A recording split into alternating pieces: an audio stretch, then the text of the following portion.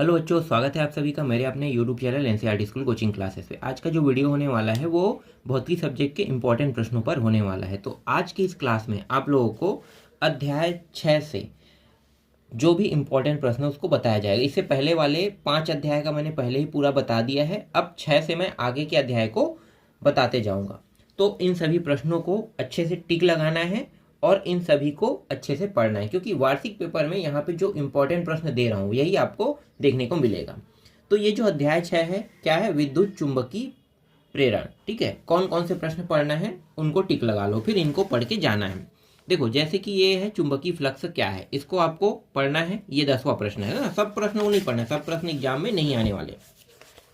जो आएगा उसको मैं टिक लगवा रहा हूँ। चुंबकीय फ्लक्स की मात्रा तथा विमी सूत्र पूछेगा तो ये आपको पढ़ना है। फिर अगला है 13वां प्रश्न। देखो, विद्युत चुंबकीय प्रेरण से क्या अभिप्राय है, ये वाला प्रश्न है ना, इसको टिक लगाना। ये प्रश्न आपको आसानी से परीक्षा बोध परीक्षा सार में मिल जाएगा। नहीं मिलता है तो आप लोग गूगल बाबा में जाना, सर्च करना, आपको और आसानी से इनके उत्तर मिल जाएंगे। फिर ये फैराडे वाला है ना, इसको भी टिक लगाना है। 15वां को भी टिक लगाना है। लेंज के नियम वाला है ना, इसको भी टिक लगाना है। ये स्वप्रेरण वाला भी टिक लगा लेना है ना, ये इसको भी टिक लगा लेना। ये हो गया 18 तक के। इसके बाद डायरेक्ट आ जाओ यहाँ पे 21वां प्रश्न, इसको टिक लगाना है और पढ़ना है। ठीक है, टिक बस नहीं लगाना, पढ़ना भी है। तो अभी टिक लगा लो, फिर एग्जाम से पहले इसको पढ़ लेना। फिर ये वाला प्रश्न है, और भंवर धारा क्या है, ये वाला प्रश्न है। ठीक है, इतने प्रश्न हो गए। हाँ, इसके बाद ये है 100 पीरियड वाला, ये वाला। ठीक है, इसके बाद देखो ये वाला 35वां नंबर का प्रश्न। अगला है 37वां नंबर का ये वाला प्रश्न। ठीक है, धारावाहिक कुंडली के नजदीक वाला देख लेना, ये सारे प्रश्न मिल जाएंगे। इसके बाद यहाँ पे आते हैं, देखो विद्युत चुंबकीय प्रेरण से आप क्या समझते हैं, है ना। ऐसे बीच में कई प्रश्न जो है वो देखने को मिलेगा। जब आप इसको गाइड में या अन्य जगह ढूंढोगे तो आपको इसका प्रश्न जो है वो देखने को मिलेगा ही नहीं, है ना। तो आपको ऐसे ही 2 नंबर वाले प्रश्न कई जगह कई बार बीच में देखने को मिल सकता है। तो ये प्रश्न हो गया। और एक मिनट, कौन सा था, हाँ ये हो गया।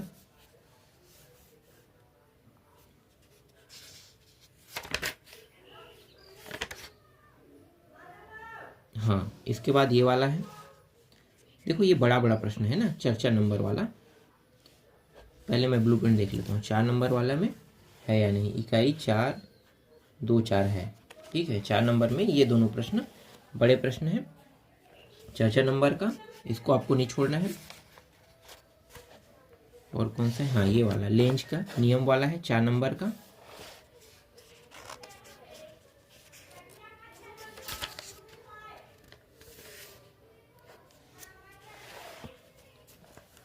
ये 4 नंबर का है। श्रेणी क्रम समांतर क्रम का भी प्रश्न आता है। ठीक है, ये 4 नंबर का है। ठीक है, 12वां नंबर। इसके बाद ये 14वां नंबर का प्रश्न।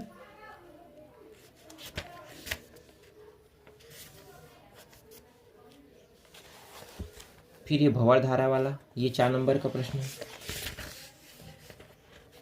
ठीक है, अभी जो मैं बताया हूँ 4 नंबर में, ठीक है, ये संभावित प्रश्न है जिनके आने के चांसेस थोड़ा बहुत है, बहुत कम था ना। जो 4-5 प्रश्न मैंने बताया था, क्योंकि इस अध्याय से जो प्रश्न आते हैं वो इस टाइप के हैं। देखो ऐसे हरसीता विद्यालय के शिक्षक वाला है ना, तो इस टाइप के प्रश्न आपको जो पिछले साल है उसमें देखने को मिला होगा। तो इस टाइप के प्रश्न ज़्यादातर आते हैं, तो ये प्रश्न जो है ज़्यादा इंपॉर्टेंट रहेगा। ठीक है, ये हो गया। फिर ये दूसरा प्रश्न, दूसरा वंदना वाला। तीसरा है लेंज के नियम वाला। ठीक है, ये अजय अपने दोस्त वाला। चौथा मोहन, ये 7वां है ना, 5 6वां नहीं पढ़ना है, 7वां। बस इतना ही है इसमें। और गणितीय प्रश्न में तो 2-2 नंबर के आते ही हैं। तो अभी मैं गणितीय प्रश्न में 2-2 नंबर के सिर्फ प्रश्न दिया हूँ ना, इसमें हटा दिया हूँ। अब यहाँ पे आते हैं प्रत्यावर्ती धारा में। यहाँ से कौन कौन से प्रश्न देखने को मिलेगा। तो देखो ये प्रत्यावर्ती धारा, ये प्रश्न है एक। प्रत्यावर्ती धारा के शिखर औसत मान, ये प्रश्न है ना, यहाँ पे 9वां 10वां। इससे आगे के प्रश्नों को देखने की जरूरत नहीं है। ये मुझे मिला नहीं था। प्रतिघात एवं प्रतिबाधा में 2 अंतर लिखिए। प्रतिघात एवं प्रतिबाधा, इसको आप लोग गूगल बाबा में सर्च करके ढूंढ लेना। ठीक है, इसके बाद ये प्रश्न है, ये वाला है, इसको भी पढ़ना है। हाँ, और ये वाला प्रश्न भी मुझे मिला नहीं। किसी तार में 2 एम्पियर की प्रत्यावर्ती धारा बह रही है, इसका अधिकतम मान कितना होगा? ये वाला प्रश्न भी नहीं मिला मुझे। फिर यहाँ पे हाँ, ये सॉरी, ये रहा ना, प्रतिघात एवं प्रतिरोध एवं प्रतिघात में अंतर, ये वाला प्रश्न यहाँ से हटा देना, ठीक है। यहाँ पे मिल गया ये। हाँ, प्रत्यावर्ती धारा परिपथ के शक्ति गुणांक से आप क्या समझते हैं, ये प्रश्न है। फिर ये है वाटहीन धारा, ठीक है, ये प्रश्न है। फिर ये है ट्रांसफार्मर वाला। और कौन सा है? हाँ, ये ऊंचाई अपचाई है, ये वाला है, ठीक है। यहाँ पे छोटे छोटे प्रश्न देखो, ये एक मिनट दिखाई दे रहा है कि नहीं दिखा? हाँ, ठीक है, ये तीनों। फिर ये विद्युत मोटर डायनेमो वाला है ना, दिष्ट धारा, ठीक है, ये डायनेमो पर दिष्ट धारा, ठीक है। और कोई है? हाँ, यहाँ पे प्रतिबाधा वाले ये और ये, ठीक, इतना ही है। अब आगे आते हैं, हाँ, यहाँ पे आते हैं बड़े प्रश्नों में, जैसे कि ये तीसरा प्रश्न है, ठीक है। प्रत्यावर्ती धारा तथा दिष्ट धारा में अंतर, 2 अंतर पूछ सकता है 2 नंबर के लिए, और 4 नंबर में 4 अंतर पूछ सकता है। कम से कम 4 अंतर याद रख लेंगे। अब यहाँ पे एलसी परिपथ उल्पथ वाला हटा देते हैं, क्योंकि यहाँ से जो प्रश्न देखने को मिलता है वो कौन सा है? वो है आप लोगों का, देखो, ट्रांसफार्मर भी इतना मस्त मस्त प्रश्न है, लेकिन इन सभी प्रश्नों को हटा दिया गया है ना। देखो, ये वाला प्रश्न, ठीक है, ये वाला, फिर ये रजत वाला, ठीक है, ये 5वां भी, और ये 6वां भी, चंद्रकला वाला। बस इतना ही है। एक और है 7वां, बस इतना ही है, ठीक है। इतने प्रश्नों के बाद और नहीं देखना है इसमें। अब आते हैं अगले अध्याय पे, विद्युत चुंबकीय तरंगे ना। तो ये जो अध्याय है, यहाँ से आप लोगों को 3 नंबर के प्रश्न देखने को मिलेगा। देखते हैं, विद्युत चुंबकीय तरंगे से 3 नंबर के प्रश्न, 1 और 3। तो 3 को बताऊंगा, 1 नंबर के प्रश्न मैं आपको बाद में बता दूंगा। तो 3 नंबर के प्रश्न में कौन कौन से पढ़ना है, तो देखो, ये एक प्रश्न हो गया, ठीक है, ये हो गया, ये हो गया, ठीक है, ये पूरा देखना है, ये 3 नंबर के प्रश्न है, ठीक है। ये भी 3 नंबर का प्रश्न है, विद्युत चुंबकीय तरंगे, ये 4 गुण।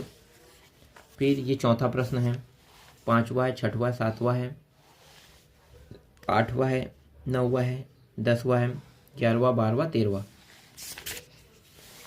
ये प्रश्न मुझे मिला नहीं, ठीक है, इसको गूगल बाबा में सर्च कर लेना। विद्युत चुंबकीय स्पेक्ट्रम किसे कहते हैं? बढ़ती आवृत्ति के क्रम में विद्युत चुंबकीय तरंगों के नाम लिखिए, ठीक है, ये प्रश्न।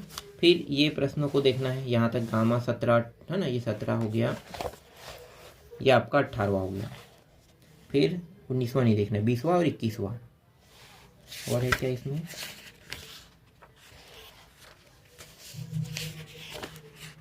हाँ, विद्युत चुंबकीय तरंगे और ध्वनि तरंगों में अंतर, ये प्रश्न है। ये माइक्रो तरंगे क्या है ना, ये प्रश्न है 3 नंबर में, ठीक है। 3 नंबर में छोटा ही पढ़ना है, 3 नंबर के हिसाब से पढ़ना है, बहुत बड़ा प्रश्न आप लोगों को पढ़ने की जरूरत नहीं है। फिर ये दृश्य वर्णक्रम वाला है, ये विस्थापन धारा वाला है, एम्पियर मैक्सवेल है ना, ये है। और ये गामा किरणों की खोज किसने किया, ये वाला है। और है ये 30वां प्रश्न है ना, एक्स किरणों का तरंगदैर्ध्य परास लिखिए। तो इसी प्रश्न परास लिखिए वाला यही है क्या? नहीं, इसको देख लेना, गूगल बाब में सर्च मारना, यही होगा तो इसी को लिखना है, ठीक है। परास तो नहीं दिया है इसमें। फिर ये पराबैंगनी वाला है, 33वां, 34वां पराबैंगनी प्रकाश वाला, 3 नंबर के प्रश्न है। ये 3 नंबर का प्रश्न है, 3 नंबर में। और रक्त प्रकाश वाला, ये भी 3 नंबर के है। और तो नहीं है इसमें, बस इतना ही होगा, ठीक है। अब आते हैं अध्याय 9 पे। अध्याय 9 से आप लोगों को देखने को मिलेगा 2, 4, 5 नंबर के, मतलब 2 नंबर का भी प्रश्न, 4 नंबर का भी प्रश्न और 5 नंबर के प्रश्न भी देखने को मिलेगा। तो अध्याय 9, किरण प्रकाशिकी एवं प्रकाशी यंत्र। तो चलो 2-2 नंबर में कौन कौन सा देखना है वो देख लेते हैं पहले। ये प्रश्न है ना, देखो, ये हो गया, ये हो गया न्यूनतम विचलन कोण, पिजनो विक्षेपण हो गया, दोषयुक्त नेत्र। इसके बाद सीधा जाओ 20वां में, अवतल दर्पण द्वारा किसी वस्तु का प्रतिबिंब कब आभासी बनता है, ये हो गया, ये दिखाई दिया ना, हाँ, ठीक है। फिर आते हैं सीधा 20वां में, क्रांतिक कोण वाला, ये 29वां, ये 30वां में नहीं, छोड़ दो, 30वां नहीं है। पूर्ण आंतरिक परावर्तन के लिए 2 शर्तें लिखे। ये प्रश्न मुझे मिला नहीं, इसलिए यहाँ पे मैंने लिख दिया। ये प्रश्न जो है आपको गूगल बाबा में मिल जाएगा, सर्च कर लेना। दाढ़ी बनाने के लिए अवतल दर्पण का उपयोग क्यों किया जाता है, ये प्रश्न पढ़ना है आपको। तारे टिमटिमाते हुए प्रतीत होते, ये हो गया। पूर्ण आर्थिक परावर्तन वाला ये 2 शर्तें, यही है क्या? अभी मुझे मिला नहीं था, 2 शर्तें लिखिए। हाँ यही तो है क्या? आप क्या समझते हैं 2 शर्तें? ठीक ठीक, इसी में मिल जाएगा पूर्ण आर्थिक परावर्तन वाला। इसके बाद देखो, प्रकाश वर्ण विचलन किसे कहते हैं ना, प्रिज्म की न्यूनतम विचलन की स्थिति वाला ये हो गया। ये प्रश्न ये और ये, ठीक है, टिक करना। परीक्षा बोध में बहुत आसानी से मिल जाएगा, मेरे साथ साथ टिक करते चलोगे तो आसानी से सारे प्रश्न मिलेंगे। ये प्रश्न, ये दोनों प्रश्न, फिर ये तीनों प्रश्न, फिर ये दोनों प्रश्न। अगला है ये दोनों प्रश्न, ये प्रश्न, ये प्रश्न, ये प्रश्न और ये प्रश्न, ठीक है, ये हो गया। और कुछ बचा है क्या इसमें?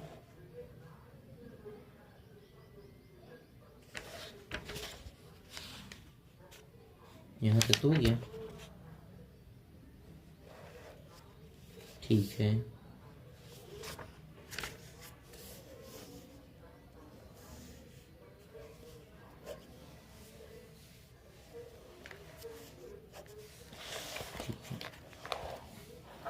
ये प्रश्न है, ठीक है, और एक ये वाला है, ये बड़े प्रश्न है।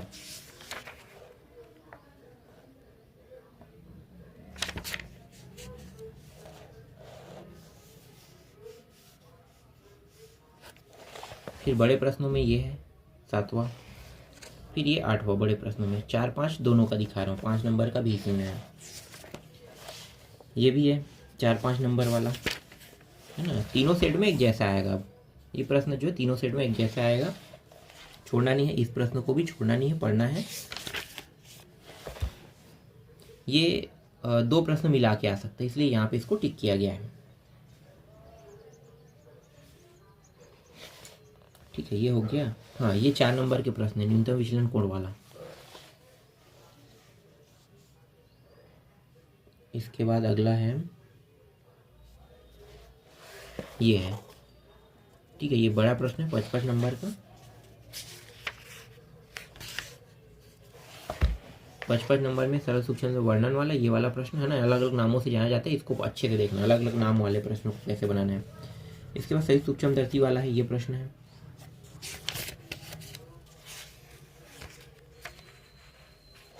ये दूरदर्शी वाला आवर्धन वाला है, इसको अलग अलग नामों से जाना जाता है, इसको भी देख लेना, ठीक है।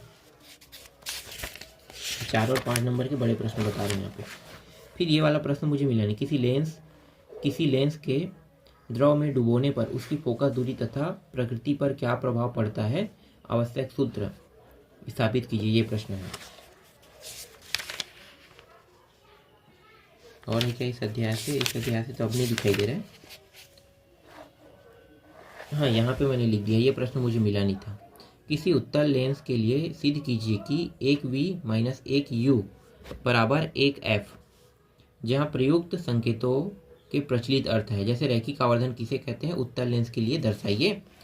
और I/O बराबर V/U, जहाँ संकेतों के प्रचलित अर्थ है। ये प्रश्न मुझे मिला नहीं, इसको सर्च कर लेना गूगल बाबा में। अब आते हैं तरंग प्रकाशिकी में। तरंग प्रकाशिकी से कौन कौन से प्रश्न पढ़ने हैं, चलो इसको देख लेते हैं। तरंग प्रकाशिकी से जो प्रश्न पढ़ने, देखो यंग वाला, ये यंग स्लिट वाला है ना, ठीक है, ये प्रश्न है। इसके बाद ये साबुन के बुलबुले वाला, और ये प्रश्न मुझे मिला नहीं। यंग के द्विस्लिट प्रयोग उपकरण को पानी में डुबा दिया जाए तो फ्रिज की चौड़ाई पर क्या प्रभाव पड़ेगा, ये प्रश्न मुझे मिला नहीं, 2 नंबर का है। ये कम ऊंचाई वाला है, इसको भी देखना है, ठीक है, 2 नंबर का है। फिर ये प्रकाश के ध्रुवण से आप क्या समझते हैं, इसको पढ़ना है।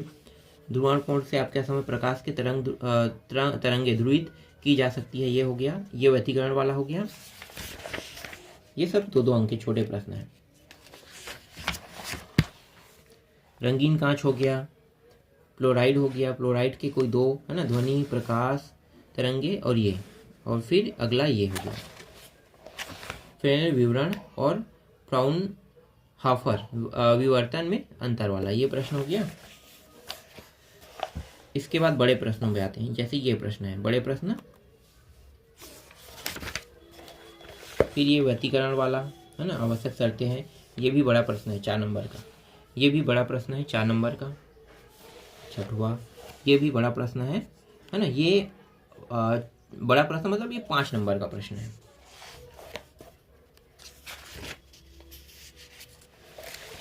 यंग दिस रीड वाला ये है 4 नंबर का प्रश्न, ठीक है। इसको अलग नामों से जाना जाता है, ये देख सकते हो यहाँ पे 2 अलग अलग नाम जब अलग अलग आता है कन्फ्यूज हो जाता है, तो कन्फ्यूज नहीं होना है, ठीक है। ये प्रश्न हो गया इम्पोर्टेंट पे।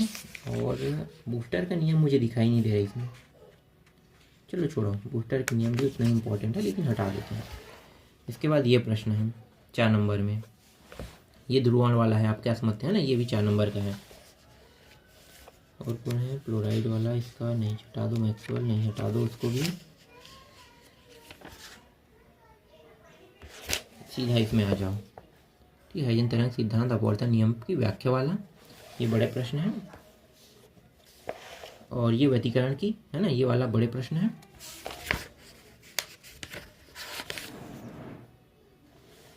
और कोई प्रश्न इसमें बड़ा है, बस इतना ही तो है। इसके बाद आप लोगों को अगले अध्याय से जो इम्पोर्टेंट प्रश्न है उसको बताया जाएगा, अभी ढूंढा नहीं गया है, ढूंढ के आपको जल्द से जल्द आपको दे दिया जाएगा। इसके बाद ये अध्याय जो है कंप्लीट हो जाएगा।